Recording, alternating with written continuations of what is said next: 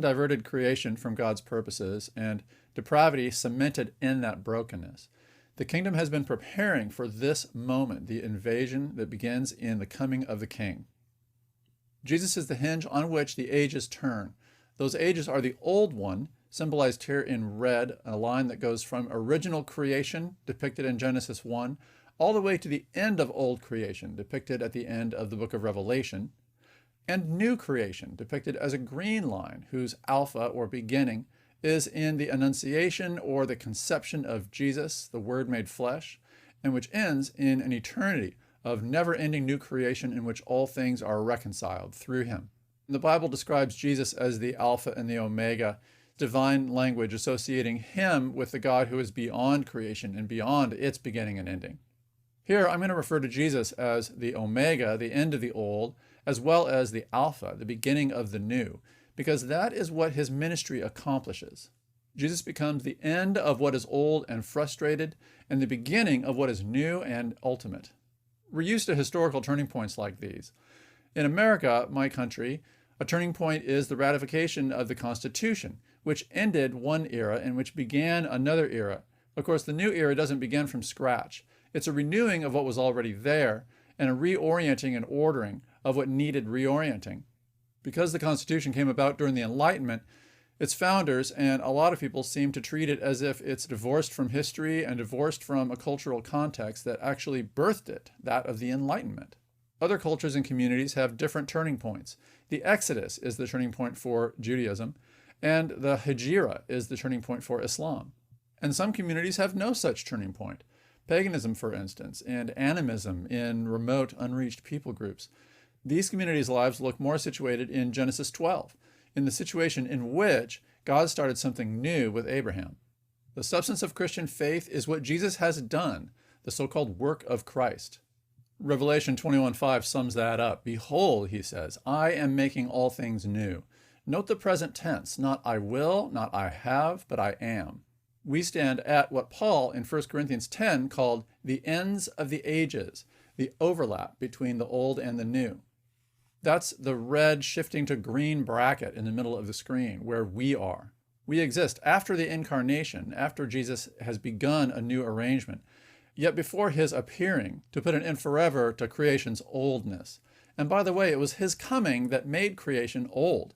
It's the advent of the new that ages what comes to be called the old. That means that Christian ethics has to bear in mind that we live both on the red line of old creation and on the green line of new and eternal creation. We occupy both spaces, and both spaces are at odds. That's what gives the Christian interim ethic its distinctive flavor compared to the Jewish interim ethic.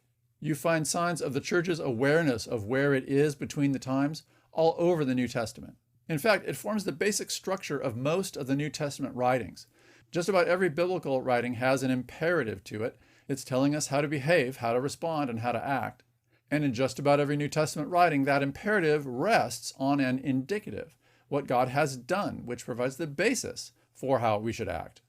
A common problem for ethics is said to be the difficulty of getting from is to ought, from how things are to how things ought to be. But that assumes a purposeless reality, which is how the Enlightenment tended to view it. It excluded God's purpose from the creation itself and thought we can just study the creation in isolation. But Jesus' ministry from beginning to end confirms that creation is not a neutral thing. It's a purposeful creation of its creator. Its is reflects its ought. Framing this as a leap from is to ought, from the way things are to the way things ought to be, is actually getting it backwards. It is because it ought to be. It is because God purposes it. And the character of Jesus' work and its outcome in his resurrection and ascension demonstrates that. So Jesus' work carries vast implications on the lives of Christians, our conduct, our goals, and our expectations. Here's a passage in 2 Corinthians that compresses this really well. It's in 5:14. For the love of Christ controls us, because we've concluded this, that one has died for all. Therefore all have died. And he died for all, that those who live might no longer live for themselves, but for him, who for their sake died and was raised. Do you see the ought here underneath the is?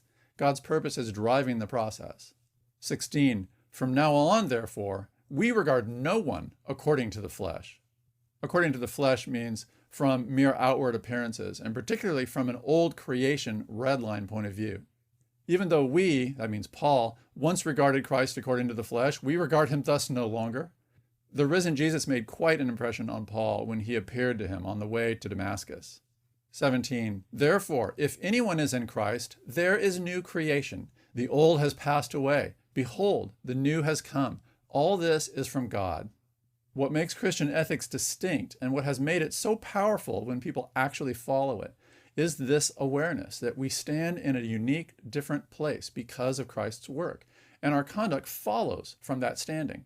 And because knowing this reorients us, opens our eyes, sharing this knowledge, sharing the good news of the kingdom, changes the world a little at a time.